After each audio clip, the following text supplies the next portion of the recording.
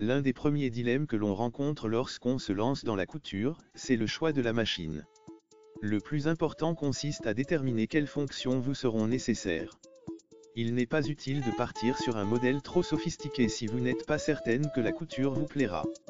Mais gardez également à l'esprit qu'une machine bon marché ne sera pas toujours une bonne affaire. L'idéal c'est à la fois une machine simple d'utilisation et proposant suffisamment de possibilités pour vous permettre de progresser. Pour bien choisir sa machine à coudre, il est important de prendre en compte ses désirs créatifs et le temps que l'on souhaite y consacrer, occasionnel ou régulier, reprise, habillement, décoration, patchwork, broderie ou encore le type de tissu que l'on souhaite travailler. Vos projets vous guideront dans le choix de votre machine à coudre.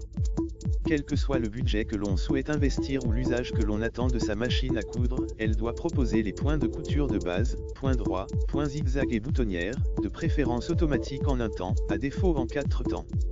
Attention, la mention « boutonnière en 4 temps » signifie que vous devez changer 4 fois vos paramètres de couture afin de coudre les 4 côtés de la boutonnière.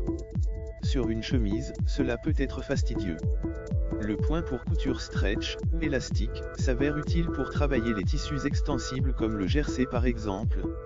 Enfin, le point de surjet, aussi appelé point overlock, permet de réaliser des ourlets de bonne facture, même si un point zigzag serré près du bord peut aussi faire l'affaire. La machine à coudre doit proposer un minimum de pieds presseurs, ou pieds de biche, 4 dans l'idéal, un classique, un pour les fermetures éclairs, un pour les boutonnières et éventuellement un pose-bouton, pour cadrer les boutons.